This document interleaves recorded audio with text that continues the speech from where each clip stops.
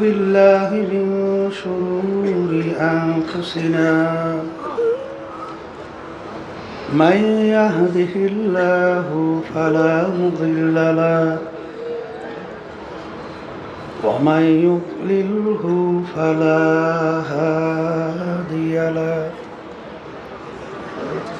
ونشهد أن لا إله إلا الله وحده لا شريك له ونشهد أن محمدا عبده ورسوله أما بعد فأعوذ بالله من الشيطان الرجيم بسم الله الرحمن الرحيم يا أيها الذين آمنوا صلوا عليه وسلموا تسليما اللهم صل على سيدنا ونبينا شفيعنا وحبيبنا ومولانا محمد صلى الله عليه وعلى آله وأصحابه وبارك وسلم اللهم صل على سيدنا ونبينا شفيعنا وحبيبنا ومولانا محمد صلى الله عليه وعلى آله وأصحابه وبارك وسلم اللهم صل على سيدنا ونبينا وحبيبنا ومولانا محمد صلى الله عليه وعلى آله وأصحابه وبارك وسلم أعوذ بالله من الشيطان الرجيم بسم الله الرحمن الرحيم قل إن صلاتي ونسكي ومحياي ومماتي لله رب العالمين صدق الله العلي العظيم وقال رسول الله صلى الله عليه وسلم إنما الأعمال بالنيات وإنما لامرئ ما نوى فمن كانت هجرته إلى الله ورسوله فهجرته إلى الله ورسوله ومن كانت هجرته إلى الدنيا أو امرأة يتزوجها فهجرته إلى ما هاجر إليه صدق الله العلي العظيم শুকরিয়া আদায় করতেছি মহান রব্বুল আলামিনের দরবারে। রব্বুল আলামিন ফিতনা ফাসাদের যুগ, গত অগ্রহায়ণ মাসের মাহফিলের পরে ফাল্গুনের মাহফিল, আল্লাহ রাব্বুল আলামিন আমাদেরকে আসার তৌফিক দান করছেন। শুকরিয়া তার সবাই বলি আলহামদুলিল্লাহ। গতকালকের শ্রীনগরে আমার ভাই বলতেছিল আমি লঞ্চে থাকবো না, আমি মাঠে যাব। আসার পরে একটু পরেই দুনিয়া থেকে বিদায় হয়ে গেছে। সাথীরা বলতেছে হুজুর ওই যে মুখে হাসি দিয়েছে, হাসিটা এখনো মুখে ফুটে আছে। ফজরের সময় জানাজা নামাজ পড়ানো হলো, আবার জোহরের পর এক আল্লাহর বান্দা চলে গেছেন। এইভাবে আসলে গত অগ্রহায়ণ মাস থেকে শুরু করে কয়েক মাসের মধ্যে দেখবেন অনেকে আমাদের সাথে ছিল, আজকে দুনিয়াতে নাই। এমন একদিন আসবে, আব্বাজান রহমাতুল্লাহি আলাইহি বলতেন এখনো কানের ভিতরে কথাগুলো পরিষ্কারভাবে এখনো বাঁচতেছে। যেমন একদিন আসবে আল্লাহ কবুল করলে মাহফিল চলতে থাকবে, কিন্তু আমরা আর থাকবো না। আল্লাহ রাব্বুল আলামিন আমাদেরকে মাহফিলে নিয়ে আসছেন। এবছর দেখলাম মাশাআল্লাহ অনেক আমার নতুন ভাইরা মাহফিলে আসছে, যারা হয়তো বা কখনোই চরমনাই মাহফিলে আসেন নাই। এবং যুবকদের সংখ্যা দেখলাম মাশাআল্লাহ অনেক, আলহামদুলিল্লাহ। যারা নতুন আসছেন এবং পুরানো যারা আসছেন, আজকে আমাদের দায়িত্বশীল প্রশাসনের বলতেছিল যেখানে ওরস হয়, তখন আমাদের দায়িত্বশীলরা বলতেছিল যে আমাদের এখানে ওরস হয় না, এখানে মাহফিল হয়। ওরস বলা হয় আনন্দ ফুর্তি, আর এখানে মাহফিল। এখানে আমরা আনন্দ ফুর্তির জন্য এই প্রতিষ্ঠান আল্লাহর কুতুবে প্রতিষ্ঠিত করে যান। এই প্রতিষ্ঠান প্রতিষ্ঠিত করার মূল উদ্দেশ্য লক্ষ্য হলো, ওদিকে মনে হয় মাইকের শব্দে মনে হয় ঝামেলা করতেছে, দেখতেছে, দাঁড়ান। আচ্ছা, আপনারা ধৈর্য ধরেন, আলহামদুলিল্লাহ দেখতেছে। ওদিকে শব্দকে একটু বাড়ানো লাগবে নাকি? পিছনের শব্দগুলো দেখো, এখন শোনা যায়? আলহামদুলিল্লাহ। আব্বাজান রহমতুল্লাহি আলাইহি বলতেন যে আমরা ফুর্তি করি না, আমরা বেশি বেশি কান্দি। এই মাহফিল প্রতিষ্ঠিত কেন করা হয়েছে? বিশেষ করে আজকে উদ্বোধনী বয়ানের মাধ্যমে মাহফিল আনুষ্ঠানিকভাবে আলহামদুলিল্লাহ শুরু করা হলো। তা যারা আসছেন বাড়িঘর ছাইরা, টাকা পয়সা খরচ কইরা, এখানে তো ওই তো 5টা মাঠ আমরা করছি, কিন্তু কোনো মাঠেই কিন্তু এখন সামাল দেওয়ার মতো পরিবেশ নাই। অনেক ভাইরা খোলা আকাশের নিচে পড়ে আছে।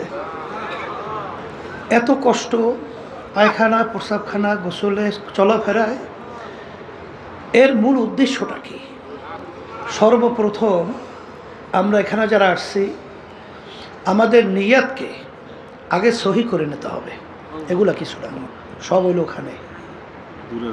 কে বলছে এগুলা? এগুলো ভাও কথা, চেয়ারম্যান কয়, এটা কয় এই কথা। তা যেই কথা বলতে চাইছিলাম, যে আমরা এখানে যারা আসছি, সর্বপ্রথম আমাদের নিয়াতকে ঠিক করে নিতে হবে। কারণ আপনারা সবসময় শুনে থাকেন আব্বাজান রহমতুল্লাহি আলাইহি এই হাদিস শরীফ প্রতি উদ্বোধনী বয়ানেই তেলাওয়াত করতেন। আর সমস্ত মুহাদ্দিসিন কিরাম সবাই একমত, এই হাদিসের সনদ মুতাওয়াতির হাদিস। আর আপনারা জানেন বুখারী শরীফ কোরআনুল কারীমের পড়ি সমস্ত উলামায়ে কেরাম, মুহাদ্দিসিন কিরাম একমত, সহিহ কিতাব কোরআনুল কারীমের পড়ি বিশুদ্ধ কিতাবের নাম হলো বুখারী শরীফ। বুখারী শরীফের বাব বুখারী রহমতুল্লাহি আলাইহি প্রথম কি বানছেন? বাবুল ওয়াহি, ওহি সংক্রান্ত, ওহি বিষয়াদি, এই বিষয় বাবের ভিতরে আলোচনা হয়। কিন্তু হাদিস নিয়ে আসছেন নিয়াতের হাদিস। এর কারণ কি? হাদিস পড়বেন, হাদিস পড়াবেন, কোরআনুল কারীম পড়ব, কোরআনুল কারীম পড়াবেন, কিন্তু সর্বপ্রথম আমাদেরকে নিয়াত যদি ঠিক না হয়, তাহলে আমাদের সমস্ত কষ্টটাই বৃথা। আল্লাহ রাসূল সাল্লাল্লাহু আলাইহি ওয়াসাল্লাম বলছেন, তোমাদের সমস্ত কাজের ফলাফল নির্ভর করবে তোমাদের নিয়াতের উপরে। কারণ আল্লাহ রাসূল সাল্লাল্লাহু আলাইহি ওয়াসাল্লাম হিজরতের সময় বলছিলেন, তোমরা যদি কেউ হিজরত এই উদ্দেশ্যে করো আল্লাহ এবং আল্লাহ রসুলকে পাওয়ার জন্য, তাহলে তোমরা আল্লাহ এবং আল্লাহ রসুলকেই পাইয়া যাবা। আর যদি তোমরা হিজরত করো দুনিয়া অথবা কোনো মেয়েকে বিবাহের উদ্দেশ্যে, তাইলে তোমরা দুনিয়া অথবা মেয়েকেই পাবা, কিন্তু আল্লাহ রাব্বুল আলামিনের কাছে এই হিজরতের বিনিময় আর কিছু পাবা না। তা আপনারা বাড়িঘর সবাই ছাইরা এখানে কষ্ট ক্লেশ করে আসছেন। আজকে আমার নতুন বাজানদেরকে বলবো, বিশেষ করে পুরানো যারা আছেন সবাইকে বলবো, যে সর্বপ্রথম আমাদের নিয়াতকে আমরা সহি করে নেব। যা আমার এখানে আসার উদ্দেশ্যটা কি? এখানে উদ্দেশ্য একমাত্র আল্লাহর পথ ভোলা, বান্দাদেরকে আল্লাহর পরিচয় ঘটাইয়া আল্লাহর সঙ্গে সম্পর্ক তৈরি করার উদ্দেশ্যেই কিন্তু এই মাহফিল আল্লাহর কুতুবেরা প্রতিষ্ঠিত করে গেছেন। সবাই বলি আলহামদুলিল্লাহ। চরবনের ইতিহাস তো আপনারা অনেকে শুনছেন, জানেন। তারপর আবার বলতেছি, চরমোনাইটা কিন্তু চতুর্পাশে নদী, একটা দ্বীপের মতো। কিন্তু আজকে চরমোনাই আল্লাহ রাব্বুল আলামিন শুধু বাংলাদেশ নয়, তামাম দুনিয়ার মধ্যে আল্লাহ রাব্বুল আলামিন প্রশংসা সহকারে এর পরিচয় ঘটাইয়া দিয়েছেন। এর পিছনে কোনো কারণ আছে না? এর পিছনে কারণ হলো এই মাটিতে আল্লাহ রাব্বুল আলামিন এমন কিছু তার খাস বান্দাদেরকে আল্লাহ পাঠাইছেন, তাদের ইখলাসের বাদাউলাত এবং তাদের প্রতি আল্লাহর খাস মেহেরবানি রহমতের নজর থাকায় আজকে এই চরমোনাইকে সর্বত্র প্রশংসা সহকারে আল্লাহ রাব্বুল আলামিন পরিচয় করাইয়া দিয়েছে। কথা ঠিক না? সর্বপ্রথম এখানে মক্তব আকারে মাদ্রাসা শুরু করে গেছিলেন আমার আব্বাজানের নানাজান রহমাতুল্লাহি আলাইহি। তার নাম ছিল আহসানুল্লাহ। তার নামেই হলো এই মাদ্রাসা আহসানাবাদ। কিন্তু এই মাহফিল আব্বাজানের নানাজান শুরু করে যান নাই, মাহফিল শুরু করে গেছেন আনুষ্ঠানিকভাবে আমার দাদাজান রহমাতুল্লাহি আলাইহি, ইসহাক সাহেব রহমাতুল্লাহি আলাইহি। দাদাজান চলে যাওয়ার পরে এই বাগানের মালি হিসাবে দায়িত্ব পালন করছিলেন আমার আব্বাজান রহমাতুল্লাহি আলাইহি। আজকে কেউ আমাদের মাঝে নাই, আজকে আমাদের মসজিদের সামনে তারা ঘুমায় আছে। তার ধারাবাহিকতায় এই মাহফিল চলে আসছে, এখন পর্যন্ত চলছে। আমরা যারা খাদিমিন আছি আমরাও চেষ্টা করতেছি যে আল্লাহ রাব্বুল আলামিন আমাদেরকে ইখলাস নিয়ে আমাদের শায়েখদের নকশ কদমে এবং পুরা দিনের উপরে থাইকা কার্যক্রম পরিচালনা করার জন্যে আল্লাহর ফজলে চেষ্টা করতেছি। আপনাদের দোয়া এবং সহযোগিতায় আল্লাহ রাব্বুল আলামিন প্রতিষ্ঠান চালাইতেছে।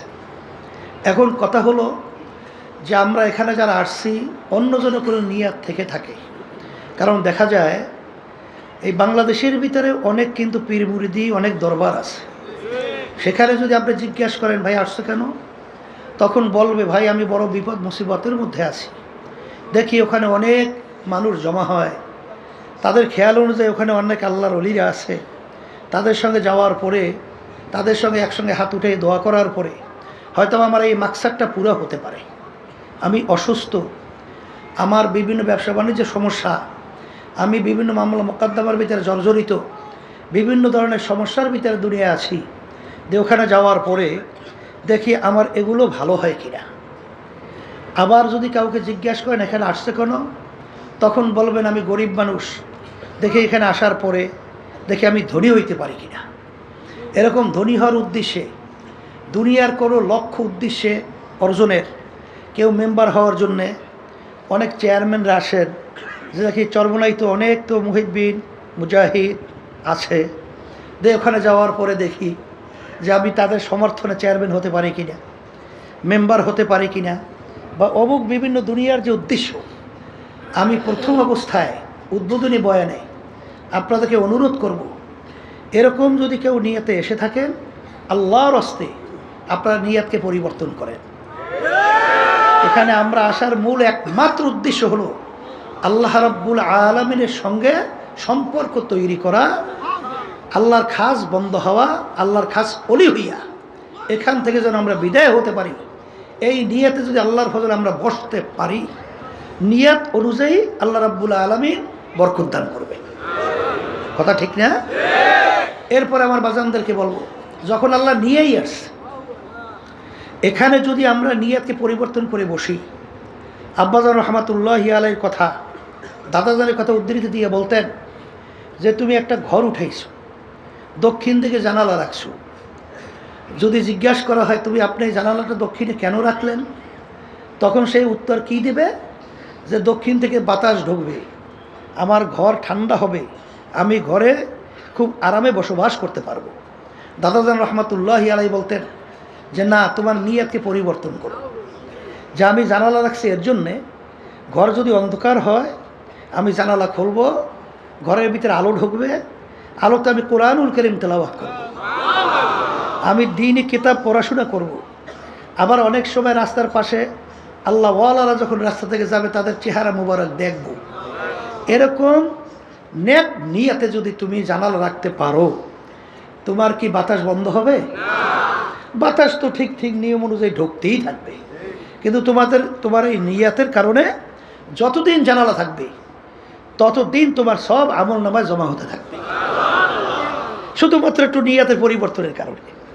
যারা এখানে আসছেন, যদি আপনাদের দুনিয়ার কোনো উদ্দেশ্যও থাকে, আপনার নিয়াতকে পরিবর্তন করেন, নিয়াত পরিবর্তন করে বসে। কারণ আল্লাহ রাব্বুল আলামিন বান্দাবান্দির যে প্রয়োজন, আল্লাহ রাব্বুল আলামিন সেটা বাস্তবায়নের জন্য আল্লাহ রাব্বুল আলামিন জিম্মা নেয় নাই?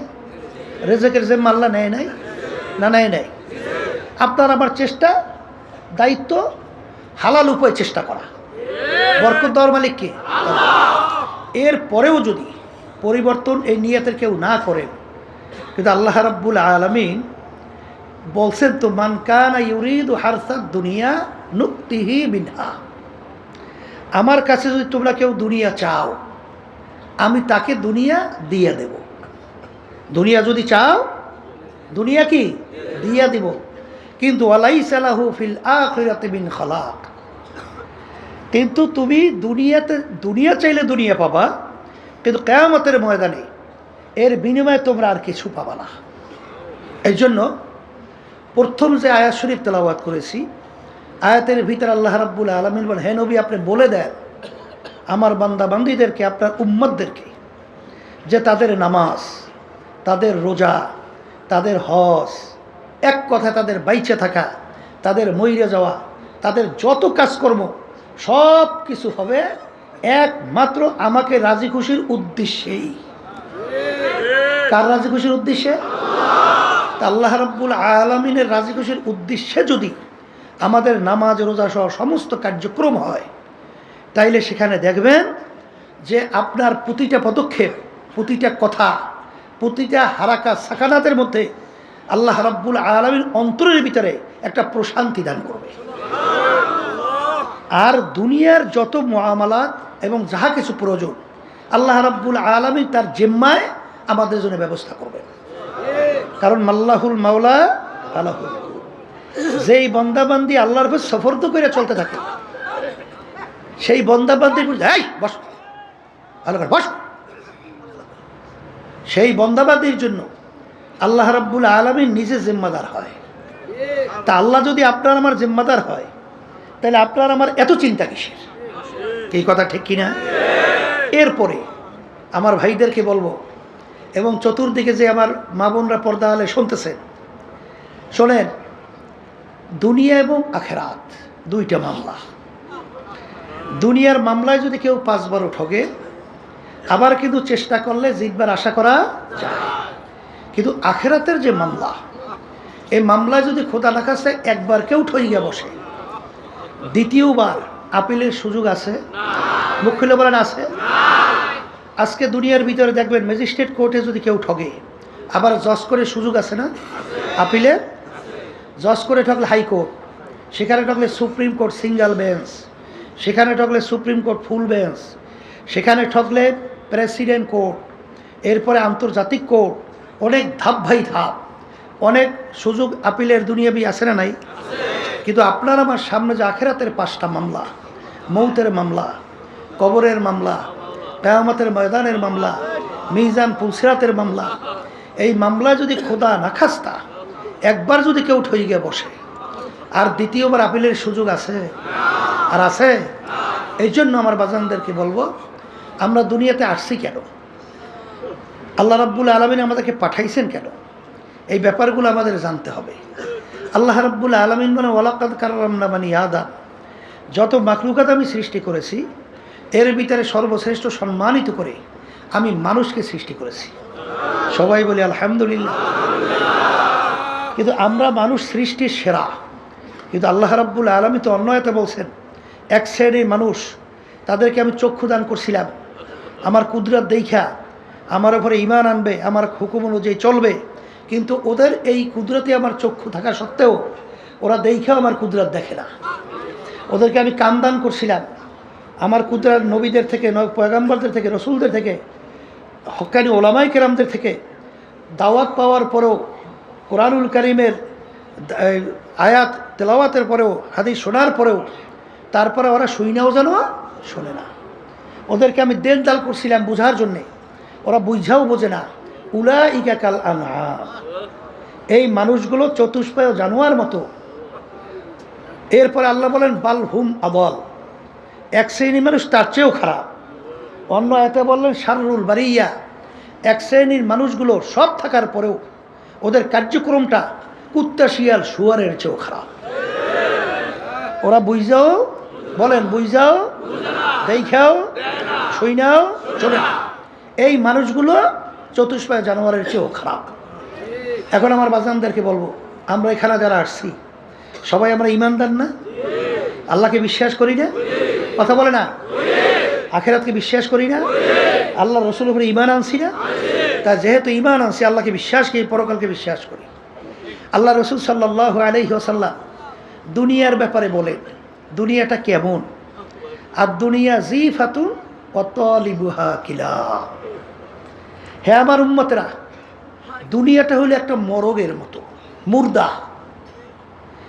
এর পিছনে যারা পড়বে এরা হইল দুনিয়ার কুকুরের দল। যেমন পানির ভিতর থেকে মরগ ভাসে, ওর পিছনে কোনো মানুষের দল দৌড়ায়? ওর পিছনে কুকুরের দল দৌড়ায়। কখন মরগ নদীর কিনারা আসবে আর সেইরা ফাইরা খাবে। ঠিক দুনিয়াটা হলো একটা মরগের মতো, এর পিছনে যারা পড়বে আখিরাতের স্থায়ী জিন্দেগি যারা ধ্বংস করবে তারা হলো দুনিয়ার কুকুরের দলের মতো। এইটা হলো আল্লাহ রসুলের কথা। তাহলে ইমানদার দুনিয়া সম্পর্কে আমাদের এই আস্থা বিশ্বাস এইভাবে জন্মাতে হবে। কথা বলেন, কথা ঠিক কিনা? অন্য রায়াতের ভিতর আসছে আল্লাহ রসুল সাল্লাল্লাহু আলাইহি ওয়াসাল্লাম বলেন, দুনিয়া এবং দুনিয়ার ভিতরে যত সম্পদ, এই মাসালু বাউদাতে, যে একটা মাছি বা মশার পাখনার মতো যদি হইতো, একটা মাছি বা মশার পাখনা এর মতো যদি হইতো, দুনিয়া এবং দুনিয়ার ভিতরে যত সম্পদ, আল্লাহ রাব্বুল আলামিন কোনো ফাসিক, কোনো নাফরমান, কোনো নাস্তিক, কোনো কাফেরদেরকে আল্লাহর নেয়ামত এক ঢোক পানিও আল্লাহ পান করতে দিতেন না।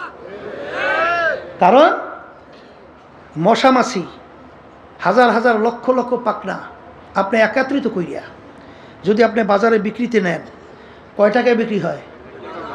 কোনো মূল্য আছে? এর কোনো মূল্য নাই।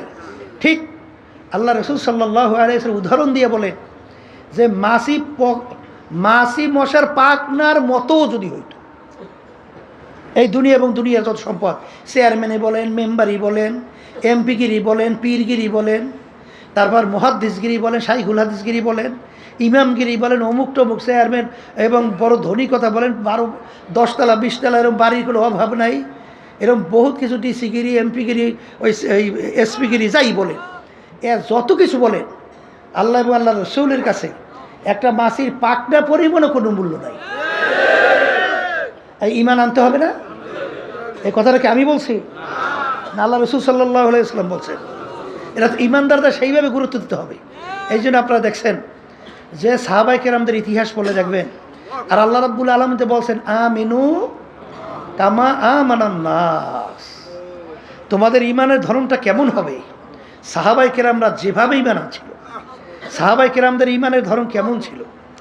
দুনিয়ার ব্যাপারে ইতিহাস পড়লে দেখবেন আল্লাহ রসুল সাল্লাল্লাহু আলাইহি ওয়াসাল্লাম কেমনভাবে দেখাই গেছেন যে কাফেররা একত্রিত হইয়া 3টে প্রস্তাব নিয়ে গেছিল না, আরবের সবচেয়ে বড় ধনী বানাইয়া দেবে, সবচেয়ে আরবের বড় নেতা বানাইয়া দেবে, এরপর সুন্দরী সবচেয়ে আরবের ভিতরে মেয়েটাকে তার জন্য বিবাহের ব্যবস্থা করবে। শুধুমাত্র শর্ত কী ছিল? যে এক আল্লাহর পরে ঈমান আনার দাওয়াত দাও, কিন্তু আমাদের কার্যক্রমের বিরুদ্ধে কিছু বলবা না। এতটুকু যদি মানতে পারো, তাহলে মুহাম্মদ সাল্লাল্লাহু আলাইহি ওয়াসাল্লাম তোমার জন্য আমরা এই প্রস্তাব নিয়ে আসছি, নেতা হতে মন চায় নেতা বানাইয়া দেব, ধনী হইতে মন চায় সবচেয়ে বড় ধনী বানাইয়া দেব, সুন্দরী মেয়ে বিবাহ করতে মন চায় ব্যবস্থা করব, কিন্তু শর্ত হলো এক আল্লাহর উপরে ঈমান আনার দাওয়াত দাও। এজন্য আমাদের সমস্যা নাই, কিন্তু আমাদের কার্যক্রমের বিরুদ্ধে কিছু বলবা না। আল্লাহ রাসূল সাল্লাল্লাহু আলাইহি ওয়াসাল্লাম তাদের প্রস্তাব মানছে? বরঞ্চ কি বলছিল? এটা তো একটা স্বাভাবিক, যদি অসম্ভব জিনিস সম্ভব করে দেখাও। আকাশের সূর্য এক হাতে, আকাশের চন্দ্র আর এক হাতে। তারপর আমি এক আল্লাহর উপর ঈমান আনার দাওয়াত এবং তোদের মূর্তি পূজা সহ তোদের অন্যায়ের বিরুদ্ধে আমি বলতেই থাকব। এক পর্যায়ে আল্লাহ রসুল সাল্লাল্লাহু আলাইহি ওয়াসাল্লাম তার জন্মভূমি মক্কা শরীফ থাকতে পারছে? হ্যাঁ, হিজরত করে কোথায় যায়? মদিনা শরীফ যায়। আর জন্মভূমির মায়ায় নবী ফিরা ফিরা যায়। এই তো আমাদের শিক্ষা, এইটাই তো আমাদের শিক্ষা। সাহাবায়ে কেরামদের কি অবস্থান ছিল? দুনিয়ার কোনো মোহ তাদেরকে গ্রাস করতে পারছিল? আমিনু কামা আমানান নাস। এই জন্য কিতাবের ভিতরে আসছে, সাহাবায়ে কেরামদেরকে যদি আমরা দেখতাম তাহলে আমরা মন্তব্য করতাম সব পাগলের দল। আর তারা যদি আমাদেরকে দেখতো মনে হয় যেন বলতে সব কাফেরের দল হয়ে গেছে। কারণ আমাদের চিন্তা, চেতনা, ধারণা, ধ্যান অনেকাংশেই দেখা যায় শুধু দুনিয়া দুনিয়া দুনিয়া দুনিয়া। অনেকাংশে আখেরাতের গুরুত্ব দেখাই যায় না। এর জন্য চরমনাই মাহফিল একমাত্র প্রতিষ্ঠার উদ্দেশ্য হলো এখানে আল্লাহ রাব্বুল আলামিনের সঙ্গে সম্পর্ক তৈরি করা এবং দুনিয়া এবং আখেরাতের অবস্থানটা বোঝা এবং সেই অনুযায়ী জীবনকে পরিচালনা করিয়া আল্লাহর খাস বান্দা হইয়া, আল্লাহর খাস ওলি হইয়া এখান থেকে যেন আমরা যাইতে পারি, এই তৌফিক যেন আল্লাহ আমাদেরকে দান করে। এখন আমার ভাইদেরকে বলবো, যারা শুনতেছেন, যারা নাকি দুনিয়ার পাগল হইছেন, যারা দুনিয়ার পাগল হইছেন, মাঝে মধ্যে একটু মোরাকাবা করা লাগে না? একটু চিন্তা করা লাগে না? আসতে কয় কি চিন্তা করা লাগে না? লাগে না? যেই দুনিয়ার পাগল হইছে, এই দুনিয়া সম্পর্কে মাঝে মাঝে একটু নিরিবিলি, একটু চক্ষু বন্ধ করিয়া একটু চিন্তা করে দুনিয়াটা কি। হ্যাঁ, এই জন্য কোন এক আল্লাহ ওলি বলছিলেন, মস্তে আশেক মস্তে মাসুক বাদশাহ মালে মাস্ত পীরে মস্তে জিরে মস্তে শায়েখে দর আসরারে মাস্ত। দুনিয়ার ভিতরে যত মানুষ বিচারণ করে সবই তো পাগলের দল। কেউ বা টাকা পয়সা বেশি কামাইয়ের জন্য পাগল, কেউ বা পীর হওয়ার জন্য পাগল, কেউ বা মুফতি হওয়ার জন্য পাগল, কেউ বা মুহাদ্দিস হওয়ার জন্য পাগল, কেউ বা শাইখুল হাদিস হওয়ার জন্য পাগল, কেউ বা খতিব হওয়ার জন্য পাগল, কেউ বা মেম্বার হওয়ার জন্য পাগল, কেউ বা চেয়ারম্যান এমপি মিনিস্টার হওয়ার জন্য পাগল, কেউ বা জমিদার অমুক টমুক সমুক সভাপতি সেক্রেটারি হওয়ার জন্য পাগল। এখন এই চরমনের অনেক মুজাহিদ দেখা যায় যখন কমিটি গঠন সর্বনাশ, এমন অস্থির হয়ে যায় কেমনে সভাপতি হইবে। এই চরমনায় আসার পরে এইটা শিখলেন, এইটা শিখলেন, এইটাই শিখলেন, আর কিছু শিখলেন না। কেমনে সভাপতি হইবেন, সেক্রেটারি হইবেন, এই জন্য পাগল হয়েছে। হাদিসের মধ্যে আসছে আল্লাহ রাব্বুল আলামিন কিয়ামতের ময়দানে দায়িত্ব অনুযায়ী প্রশ্ন করবে। কি অনুযায়ী? এই জন্য আল্লাহ নবীর ইতিহাস বলে দেখবেন দায়িত্ব দিলেও তারা নিতে চাইতো না। কারণ আমার দায়িত্ব আমি ঠিক মতো পালন করতে পারছি কিনা, কিয়ামতের ময়দানে মালিক যদি ধরিয়ে বসে তখন কি জবাব দেব? আল্লাহ রাসূল সাল্লাল্লাহু আলাইহি ওয়াসাল্লাম আপনারা জানেন যে বিদায় আসের ভাষণে তিনি বলছিলেন, সাহাবারা তোমরা সাক্ষী থাকো, আমি আমার দায়িত্ব পালন করতে পারছি কিনা, তোমরা সাক্ষী থাকো। আল্লাহ রাসূল সাল্লাল্লাহু আলাইহি ওয়াসাল্লাম পারছেন, আপনার দায়িত্ব আপনি পালন করছেন, তোমরা সাক্ষী থাকো। আর অস্থির হয়ে গেছেন দায়িত্ব নেওয়ার জন্যে। আল্লাহ যদি কবুল করে দায়িত্ব অটোমেটিক আসবে। আর সেখানে খাদিম হিসেবে চেষ্টা করবেন দায়িত্ব পালন করার জন্য। আর সেখানে পাগল হয়ে গেছেন, আমার সভাপতি বলবে, সেক্রেটারি বলবে, এটা নফস খুশি হইবে, শয়তান খুশি হয়। এর জন্য আমি আমার বাজানদেরকে বলবো, এই বিভিন্ন ঝামেলা সারা দেশের মধ্যে খালি সভাপতি সেক্রেটারি অমুক টমুক সবুক কেমনে হইবে যেন পাগল হয়ে গেছে। এই চরমনে আসার পরে এইটা আল্লাহর কুতুব করে শিখাইছে, আমরা এইটা শিখাই। কুল ইন্না সালাতি ওয়া নুসুকি ওয়া মাহইয়ায়া ওয়া মামাতি লিল্লাহি রাব্বিল আলামিন। আমার নামাজ, আমার রোজা, আমার ইবাদত, আমার বাইসে থাকা মইরা যাওয়া, আমার চেয়ারম্যানগিরি করা, আমার মেম্বারগিরি, আমার পীরগিরি করা, আমার মুফতিগিরি, আমার মুহাদ্দিসগিরি, আমার সভাপতি সেক্রেটারি, সব কিছু কার রাজি খুশির জন্যে? সবাই মুখ খুলে আল্লাহর রাজি খুশির জন্যে। আল্লাহ আপনি আমার জন্য, আমাদের সবার জন্য কবুল করে নেন। যেই দুনিয়ার পাগল হয়েছেন, এই দুনিয়া সম্পর্কে আল্লাহ রাসূল সাল্লাল্লাহু আলাইহি ওয়াসাল্লাম কি বলছেন? একটা মোরগ, একটা কি, আর এর পিছনে যারা পড়বে কুকুরের দল। আর অন্য হাদিসে কি শুনছিলেন? যদি একটা মাছি মশার পাকনার পরিমাণও মূল্য হইতো আল্লাহর কাছে, কোনো দুনিয়াদারদেরকে এক ঢোক পানিও আল্লাহ নেয়ামত পান করতে দিতেন না। এটা ঈমান আনা লাগবে না? কথা বলে না? কি লাগবে কি লাগবে না? এই জন্য যারা নাকি দুনিয়ার পাগল হইছেন, একদিন কিন্তু পাগলামি শেষ। শেষ কি না? এই দুনিয়ার ভিতরে বহুত বাদশাহ, ফেরাউনের ইতিহাস, সাদ্দাদের ইতিহাস, নমরুদের ইতিহাস, বড় বড় অনেক নেতাদের ইতিহাস, নেত্রীদের ইতিহাস কি দেখছেন? এখন দিয়ে সব মাটির তলে পড়িয়ে আছে। ওই কোনো শব্দ আছে? আর মাতুকবাড়ি সর্দারি কিছু আছে? এখন তো এই পায়খানা প্রস্রাব দিয়ে কুকুর, কুত্তা, শিয়াল, অন্য অন্য যে প্রস্রাবও করে, খবর লড়াইতে তো পারে না। কি পারে? এই যে তামাম দুনিয়ার ভিতরে দেখছেন যে বাদশাহী করছিল মোর 4 জন তামাম দুনিয়ার, 2 জন মুসলমান, 2 জন অন্য জাতি। একজন বাদশাহ সেকান্দার বা ইস্কান্দার বাদশাহ এন্তেকালের আগে ওসিয়াত করছিল, আমার মৌতের পরে গোসল করাবা, কাপড় পরাবা, হাত 2টা বাহিরে খাটের মধ্যে উঠাবা, শহরটাকে ঘুরাবা, এরপর দিয়ে দাফন করবা। যখন দুনিয়া থেকে বিদায় হলো, এখন খাটের ভিতরে উঠেছে, 2 হাত বাহিরে রেখে ঘুরায়। যারা বোঝে না, দেখছো আজীবন বাদশাহ খাজনা এবং ট্যাক্স আমাদের থেকে নেছে, এখন মরার পরে কেন হাত পেতে রয়েছে, মনে হয় খাজনা ট্যাক্স চায়।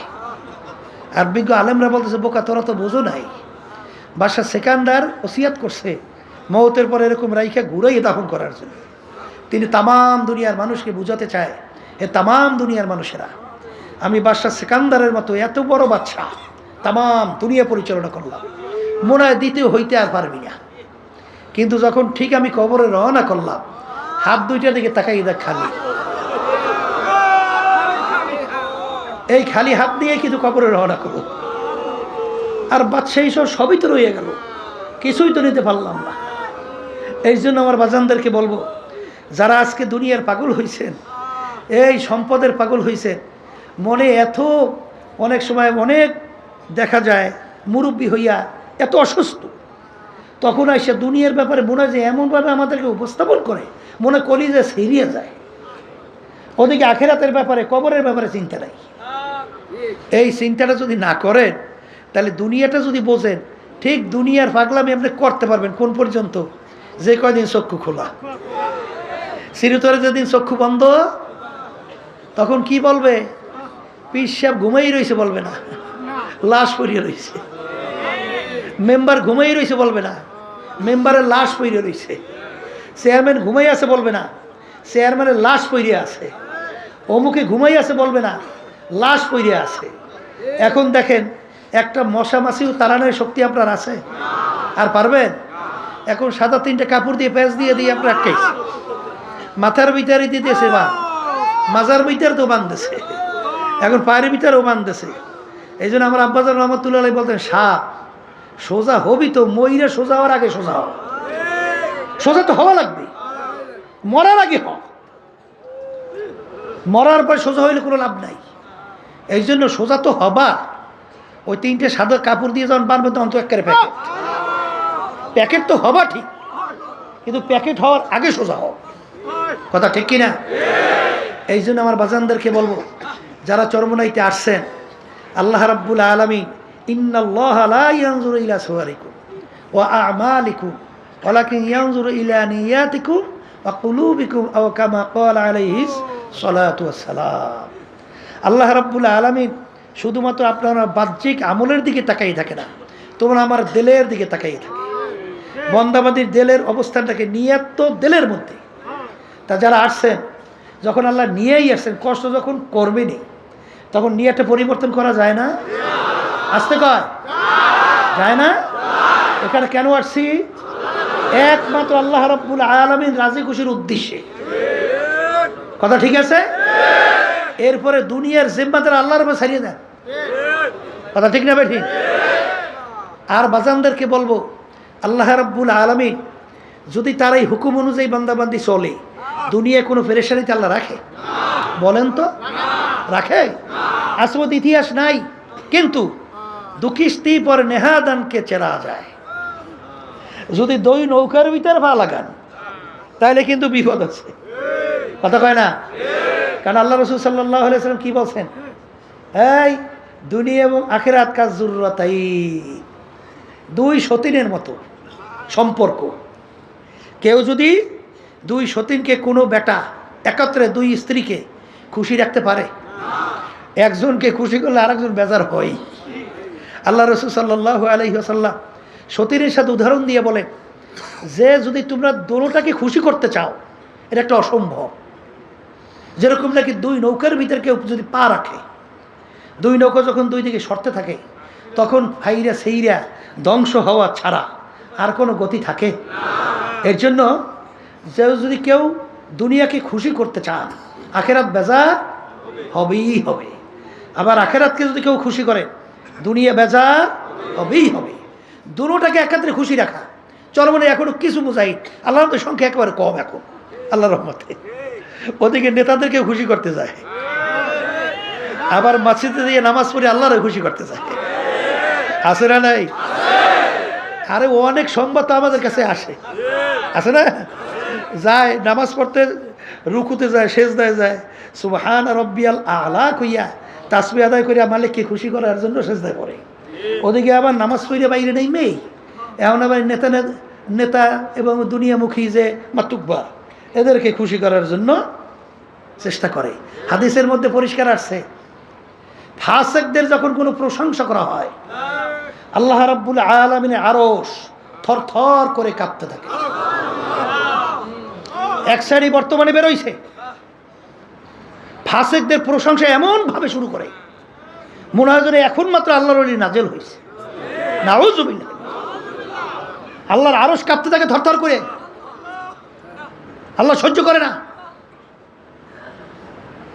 এই জন্য আমি আমার বাজানদেরকে বলবো, তুমি আল্লাহকে রাজি খুশির উদ্দেশ্যে কাজ করো, দেখবা সব আল্লাহ রাব্বুল আলামিন তোমার প্রতি আন্তরিকতা আল্লাহর পক্ষ থেকে তৈরি করো।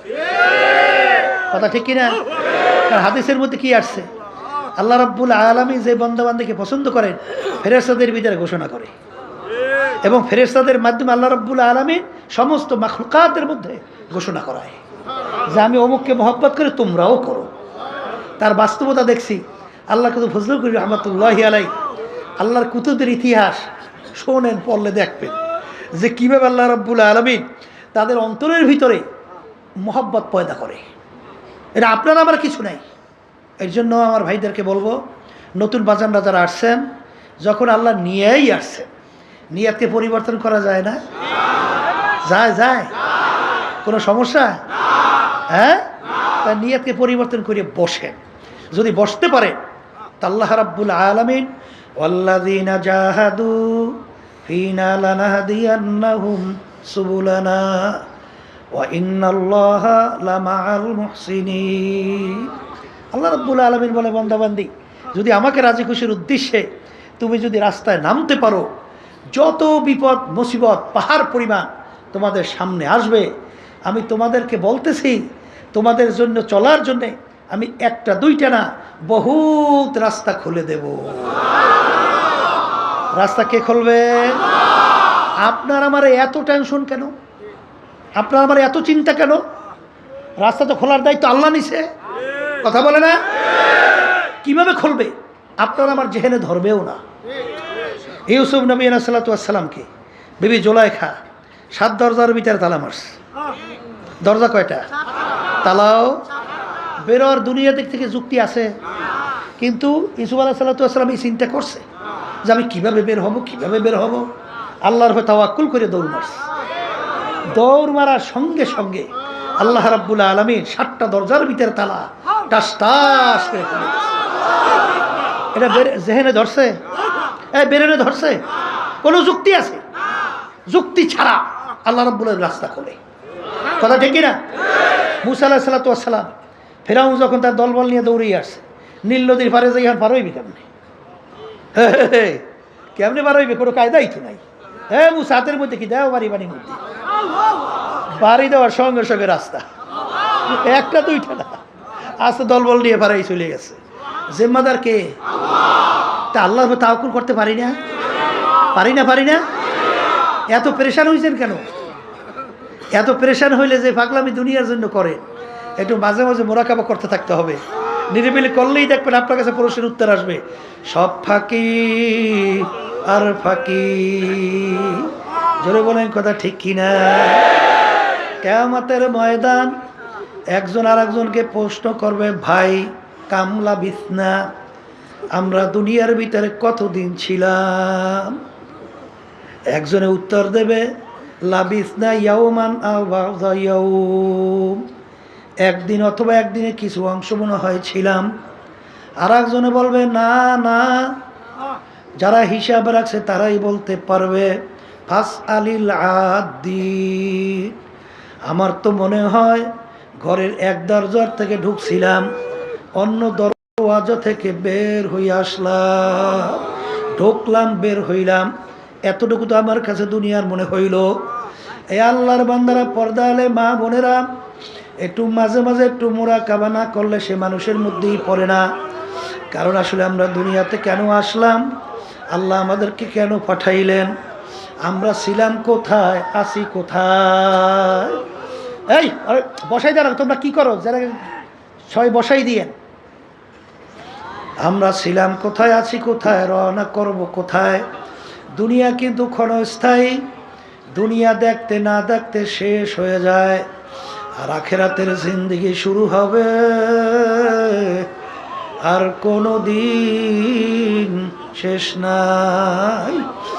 বাজান সবসময় মনকে বুঝাইয়েন যে আল্লাহ রাসূল সাল্লাল্লাহু আলাইহি ওয়াসাল্লাম দুনিয়া সম্পর্কে বলছেন, আলী তুমি দুনিয়ার তোমার হায়াতকে কি কেমন তুমি মনে করো, কত দূরে কেমন নিকট তুমি মনে করো? আলী রাদিয়াল্লাহু তাআলা আনহু বলছিলেন, হে আল্লাহর রাসূল, আমি যখন নামাজের জন্য ওযু করতে যাই তখন আমি খেয়াল করি আমার জীবনের শেষ ওযু এই নামাজের শেষ হইতে পারে, সামনের ওয়াক্তের নামাজের জন্য সুযোগ আর নাও পেতে পারি। আল্লাহ রাসূল সাল্লাল্লাহু আলাইহি ওয়াসাল্লাম বলেন, আলী তুমি তো ভুল করছো এক নামাজ থেকে অন্য নামাজ আসতে, মাঝখানে অনেক সময়ের ব্যবধান। আলী মৃত্যু তো এত দূরে না। বাজার লঞ্চের থেকে আল্লাহর বান্দা নামতেছিল, আমি মাঠের ভিতরে যাব, মাঠের ভিতরে আসতে না আসতে এরপরে আসতে ঢইলা পড়লো, চিন্তাও করতে পারে না আর বাড়ি জ্যান্ত অবস্থায় যাইতে পারবে না। আখারে আলী, তুমি যখন নামাজের ভিতরে ডান দিকে সালাম ফিরাও তখন তুমি খেয়াল করো বাম দিকে সালাম ফিরাতে পারে কিনা। এই হইল দুনিয়া।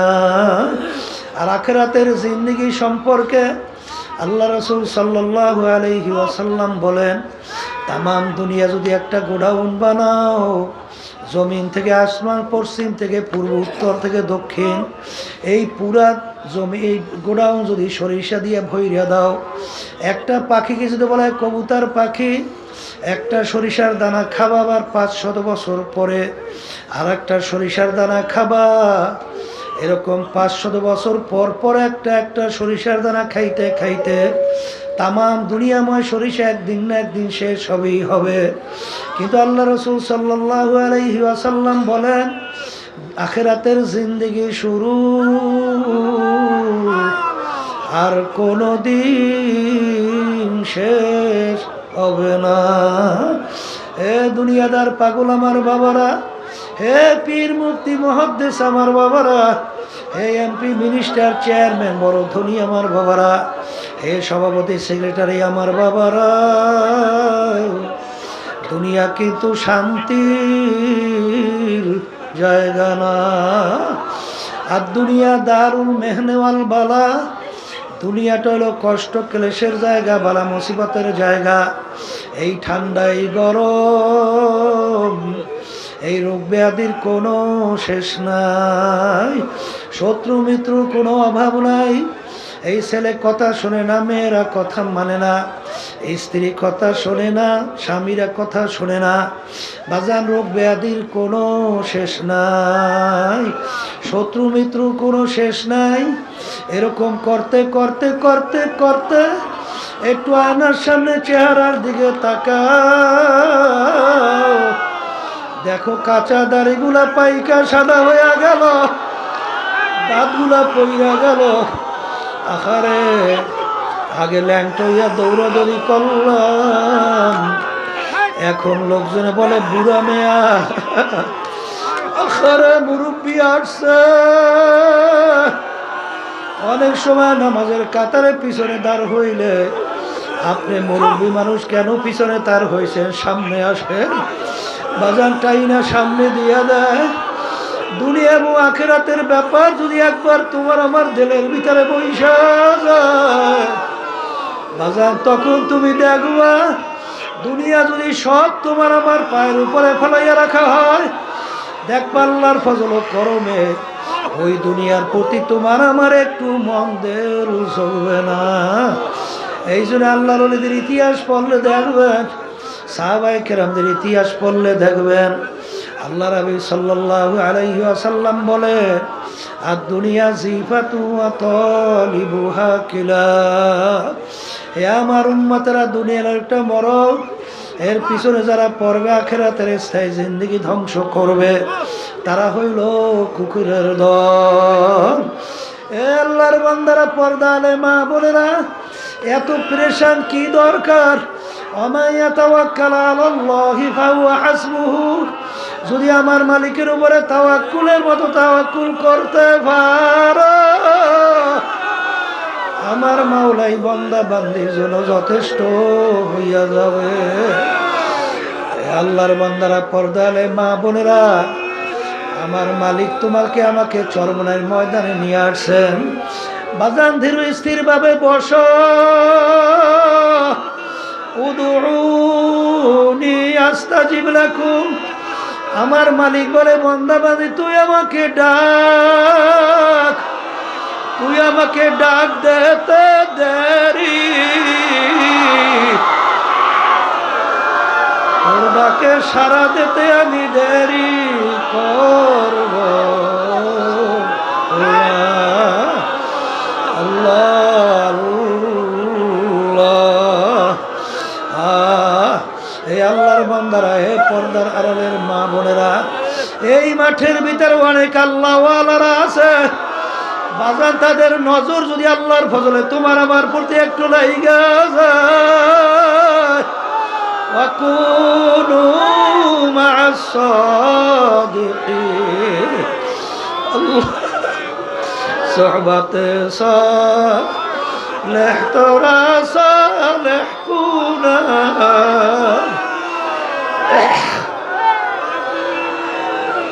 সোহবতে তালেহ তোরা তালেহ কুনা।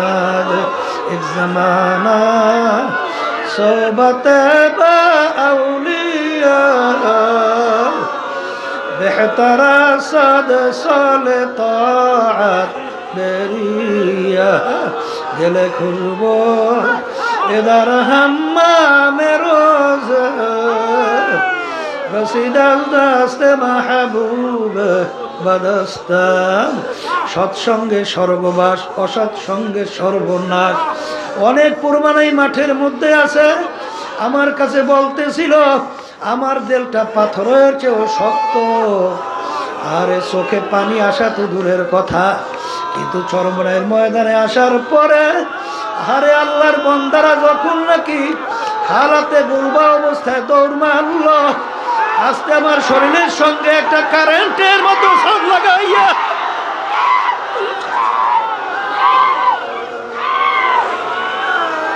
যখন সইলে গেল, এরপরেই দেখি আমার দিলটা মোমের মতো নরম হইয়া গেল। এরপরে দেখি এত চেষ্টা করি চোখে পানি থামানো যায় না। আখারে দিলের মধ্যে এমন একটা নিয়ত মালিক তৈরি কইরা দিল। আখারে এখন দেখি দিলটা ছিল 24 ঘন্টা দুনিয়ামুখী, এখন আল্লাহর ফজল ও করমে দিলটা হয়ে গেল আল্লাহ মুখী। এই জন্য আমার ভাইদেরকে বলবো, তাড়াহুড়া কইরো না, পেরেশানি কইরো না। যখন আল্লাহ নিয়ে আসছে কষ্ট করে 3 দিন, সোয়া 3 দিন, 3.5 দিন পর্যন্ত থাকো বাজার, কষ্ট তো হবেই, কিন্তু হাদিসের ভিতরে আসছে যে ইবাদতের ভিতরে কষ্ট যত বেশি তার সওয়াবও তত বেশি। বাজার একটা কাটার গুতাও যদি মোমেন বান্দা বান্দির লাগে, এর মাধ্যমে বান্দা বান্দির গুনাহ মাফ হয়ে যায়। আর বাজার একটা বিষয়, আরে মাঠে তো জায়গা আল্লাহর বান্দারা অনেকেই পায় নাই। আল্লাহ রাব্বুল আলামিন মুসলমানদের চরিত্র বলছেন, ওয়ায়ুসিরুনা আলা আনফুসিহিম ওয়ালাউ কানা বিহিম খাসাসা। মুসলমানদের চরিত্র হবে নিজের স্বার্থের চেয়ে আমার অন্য ভাইয়ের স্বার্থের অগ্রাধিকার দেওয়া। বাজান, এই ঘটনা বাজান সারে নজরুল জানবেন। ইয়ারমুকের যুদ্ধের মধ্যে আবু জহম রাদিয়াল্লাহু তাআলা আনহু বলেন, আমার স্বাস্থ্য ভাই যুদ্ধের ময়দানে আহত অবস্থায় পড়ে আছে। আমি তার কাছে পানি পান করবে কাছে যখন নিয়ে গেলাম, যখন তিনি পানি পান করবেন এমন সময় দূর থেকে আর এক আল্লাহর বান্দা আহত অবস্থায় পড়ে আছে। তিনি হঠাৎ ডাক দিয়ে উঠল, পানি। তখন আমার স্বাস্থ্য ভাই পানি পান না কইরা তিনি বলতেছেন, আমার চেয়ে আমার ভাইয়ের পানির বেশি প্রয়োজন, তার কাছে নিয়ে যাব। তিনি আর পানি পান করেন নাই। যখন তার কাছে নিয়ে গেল, তিনি যখন পানি পান করবেন, দূর থেকে আর এক আল্লাহর বান্দা আহত অবস্থায় পড়ে আছে। তিনি বললে উঠল, পানি। তখন সে বলতেছে, আমার চেয়ে আমার ভাইয়ের পানির বেশি প্রয়োজন, তার কাছে নিয়ে যাও। যখন তৃতীয় আল্লাহর বান্দার কাছে গেল, যাইয়া দেখে আল্লাহর বান্দার দুনিয়াতে নাই। আল্লাহর বান্দা দুনিয়ার থেকে বিদায় হয়ে গেল, শাহাদত বরণ করছে। দৌড়ে দ্বিতীয় আল্লাহর বান্দার কাছে আসলো, দেখে তিনিও দুনিয়ার মধ্যে নাই। দৌড়ে আসলো চাচাতো ভাইয়ের কাছে, আইসা দেখে তিনিও দুনিয়াতে নাই, তিনিও শাহাদত বরণ করছেন। ইন্তেকালের আগে পানির কত প্রয়োজন, তারপরও নিজের চেয়ে তার ভাইয়ের স্বার্থের অগ্রাধিকার দেওয়া, এইটা হলো মুসলমানদের চরিত্র। বাজার এখানে তো আসছি, কতই বা কষ্ট হবে, আমার ভাইয়ের কষ্ট হয় কি না এটাও তো তোমার আমার চরিত্র নজরে রাখা লাগবে। বাজার পায়খানা প্রস্রাবে অজুতে রাস্তাঘাটে চলায়, খবরদার আমার ভাইয়ের যেন কোনো কষ্ট না হয়। আল্লাহর ফজলে চরমুনার মুজাহিদের মধ্যে আল্লাহ রাব্বুল আলামিন কিছুটা হইল এই গুণ আল্লাহ দান করছে। আমাদের কাছে অনেক সময় প্রশাসনের লোকরা বলে, হুজুর এত বড় মাহফিল কিভাবে কন্ট্রোল হয়? হুজুর আমাদের তো বুঝে আসে না। তখন বলি, আল্লাহর খাস মেহেরবানি, আল্লাহ রাব্বুল আলামিন কন্ট্রোল করেন। কারণ এখানে মুজাহিদ ভাইরা মনে করে আমার ভাইসে আমার ভাইয়ের অগ্রাধিকার বেশি স্বার্থের দেব। এই মন থাকার কারণেই প্রত্যেকে নিজে দায়িত্বশীল হয়ে যায়, তখন আর কোনো ঝামেলা তৈরি হয় না। বাজান দুনিয়া হুব্বু দুনিয়ার আসুকুল্লি খতিয়াতিন, সমস্ত গুনার মূলই হলো দুনিয়া, দুনিয়ার মোহ। যখন নাকি দুনিয়া তার কাছে বাজান একটা মরগের মতো মনে হবে, তখন কিন্তু বাজান তার কাছে এই ধরনের আচরণ আর প্রকাশ পাবে না। আসলে দুনিয়ার ভিতরে আমাদের আসার কারণ আখিরাতকে কামাই করার জন্যে। বাজান দুনিয়ার ভিতরে আল্লাহ রাসূল সাল্লাল্লাহু আলাইহি ওয়াসাল্লাম বলেন, তোমার জিন্দেগিটা কেমন থাকবে? যেরকম রাস্তার পথি মুসাফির রাস্তার ভিতরে চলে, দেখবেন সামানাদি মুসাফিরের হালাত কি থাকে, তার লক্ষ্য গন্তব্য অন্যটা। ঠিক আমরাও দুনিয়ার ভিতরে মুসাফিরের হালাতে চলতেছি, আমাদের গন্তব্য হলো বেহেশত। এই দুনিয়ার মুসাফির হালাতের মধ্যে যদি কেউ সব কিছু মনে কইরা দুনিয়াকে ওইভাবে গুরুত্ব দাও, বাজান তারা কিন্তু খসরাত দুনিয়া ওয়াল আখিরা, দুনিয়াতেও ক্ষতিগ্রস্ত হবা, আখিরাতেও ক্ষতিগ্রস্ত হবা। বাজান 3 দিন সোয়া 3 দিন পর্যন্ত এখানে অনেক হক্কানি উলামায়ে কেরাম তাদের পবিত্র জবান থেকে দ্বীনের আলোচনা করতে থাকবে। খবরদার বেহুদা সময় নষ্ট করবেন না। বাজান সময় তো যাবি, সময় তো কারো জন্য থাকবে না। আবার 2-3 দিন পরে এই মাহফিলও থাকবে না। বাজান নেকের পাল্লা ভারী কর, গুনার পাল্লা হালকা কর, প্রতিটা মুহূর্তে জেকেরে ফেকেরে থাকো। রাস্তার ভিতরে চলো, জবানে মাওলার জিকির করতে থাকো, দিলের ভিতরে মাওলার খেয়াল পয়দা করো। পায়খানা পুরসাখানা সর্বত্র চলবা, সুন্নাত তরিকায় চলো। কারণ বাজান মোমেন কখনো বোকা হইতে পারবে না। মোমেন এক গর্তের ভিতরে দুইবার পাছার খাবে না। কারণ কিতে আমাদের একবারে যখন মালিক নিয়ে আসছেন, ক্ষেত্র যখন পাইয়া গেছি, তাহলে নেকের পাল্লা কেন ভারী করবো না? সুযোগ তো আল্লাহ দিয়েই বসছে। মন চাইলে এখানে গুনাহ করার পরিবেশও নাই। যেহেতু আল্লাহ নিয়েই আসছেন, 5 ওয়াক্ত খবরদার এত বড় জামাত যেন না ছোটে। আগে থেকে আমরা প্রস্তুত হইয়া থাকব। যদি আল্লাহর ফজল ও করমে তুমি আর আমি এই অবস্থায় চলতে পারি, তা আল্লাহ রাব্বুল আলামিন বলছেন, মাল্লাহুল মাওলা ফালাহুল কুল। বান্দা বান্দি যদি আমার উপর তাওয়াক্কুল মতো তাওয়াক্কুল করতে পারে, ওই বান্দা বান্দি যা প্রয়োজন আমি মাওলাই যথেষ্ট।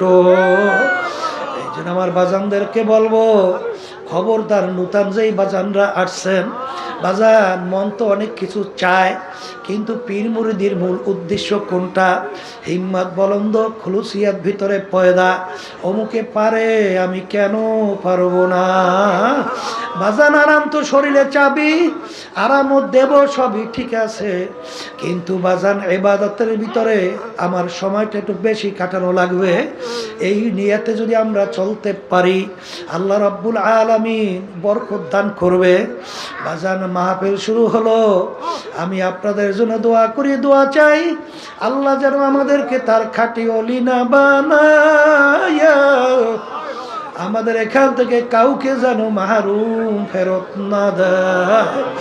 আর আমার মালিক তো তোমার আমার দিকে রহমতের নজরে তাকায়, তোমার আমার দিলের দিকে তাকায়।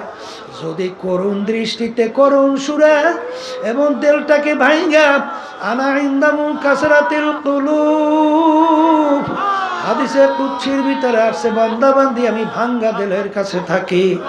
আরে গুনার কথা মনে করো, পিছনের অপরাধের কথা মনে করো, দিলটাকে ভাঙ্গা দাও, দুই চোখের পানি ছাইরা দাও। এইবার মালিকের দরবারে মাপ চাও। যদি মালিকের দরবারে মাপ চাওয়ার মতো চাইতে পারো, পাহাড় পরিমাণ গুনাহ আমার মালিক মুহূর্তের ভিতরে মাপ কইরা তোমার আমার গুনাহকে নেকের দ্বারা পরিবর্তন কইরা দিবে। এই খেয়ালে আমরা মাঠের ভিতরে থাকি। আল্লাহুম্মা আমিন।